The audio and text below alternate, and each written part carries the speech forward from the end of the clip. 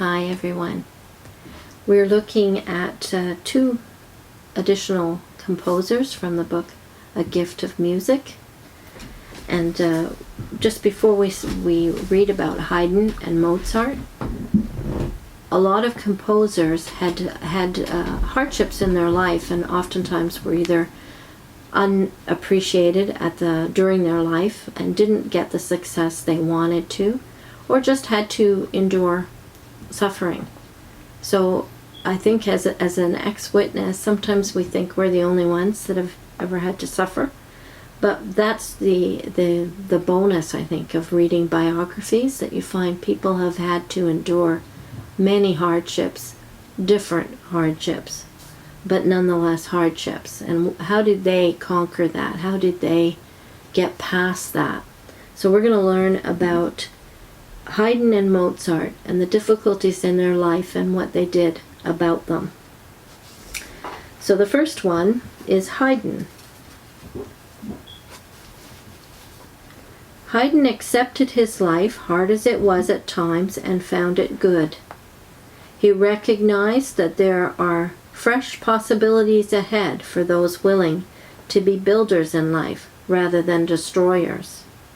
Haydn wrote some of his richest and happiest music toward the end of his life. He said on one occasion, "God gave me a cheerful heart, so he will surely forgive me if I serve him cheerfully." He said that often when obstacles came into his life and he found it hard to persevere, something within him whispered, "There are but few contented and happy individuals here below. Everywhere grief and care prevail. Perhaps your labor may one day be the source from which the weary and worn, or the person burdened with affairs, may derive a few moments of rest and refreshment." He always found composition a labor, and so he set for himself regular hours to compose. When ideas did not come, he prayed for them. When they came, he worked with unremitted industry. His 40-year childless marriage was no joy to either partner. Haydn's wife did not understand music and showed no interest in her husband's work. It was reported that she used his manuscripts for pastry linings or curl paper. That would be tough to live through. One writer declared that after listening to Haydn, he always felt impelled to do some good work. The observation could not be made about many 20th century composers. They more often irritate the listener, occasionally enrage him. In talking about Haydn, it is impossible to leave out Mozart, who was 24 years younger than Haydn. It was he who gave him the nickname Papa Haydn. They first met in 1781, and a deep friendship followed, with both composers learning from one another. Haydn's best symphonies were written after he met Mozart.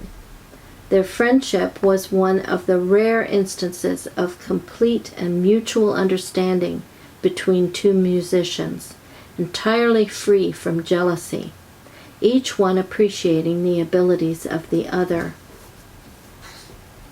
He was so when it talks about Haydn, they say he was not so concerned about making the world better, but happier.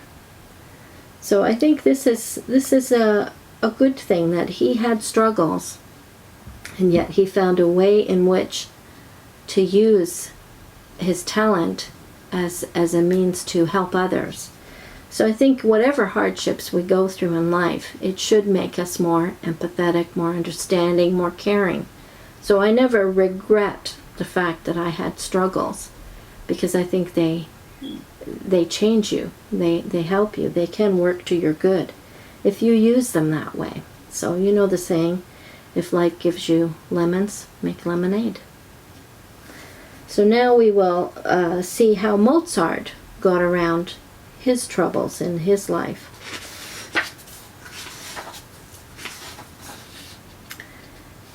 Mozart said himself, "Composing is my one joy and passion." Composition with him was synonymous with life. He could always forget himself in composing. He was no lover of hunting and fishing like his friend Haydn, nor of communing with nature in the woods and fields like Beethoven, Brahms, and Tchaikovsky. His joy was covering paper with music. Mozart never set out to be original. He wrote music to please the public, though often his music is unique. This supreme figure among the great composers of the world never had good health, and his life was filled with difficulties. And yet these hardships rarely appear in his music. Mozart's music is not autobiographical, like that of Beethoven, for example. If Beethoven quarreled with a friend, you hear angry sounds in his music. Not so Mozart.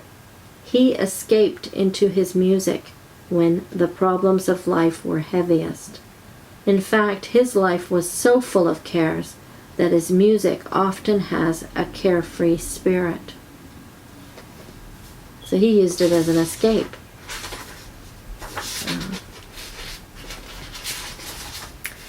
In one of the last letters Mozart wrote to his father, he said, "I never lie down at night without reflecting that, young as I am, I may not live to see another day. Yet no one of all my acquaintances could say that in company I am morose or disgruntled. For this blessing I daily thank my Creator." Mozart died in misery the 5th of December, 1791, and his body was taken to a pauper's tomb. When the hearse approached the cemetery, a thunderstorm broke, and no one followed the coffin to the unmarked grave. Yet the sheer beauty, perfection, and profundity of his music continues to astonish and delight the world through the years. Great music is costly, not to those who listen, but to those who make it. So his way of getting around heartaches and problems and difficulties was to escape into his music. And I think in a way we should make that endeavor too. When we have hardships, find something that will be an escape but will also be lifting you up. So it's fine to lift yourself up through music and art and film and things of beauty in the world. The next one that we're going to do is Beethoven and Tchaikovsky, and we're going to link to a video that we did about time healing. So it's Time Heals, Suffering Creates Empathy, Joy Succeeds Pain, a video that we did as a family actually, and then David will give us a nice cheerful piece of Mozart to listen to.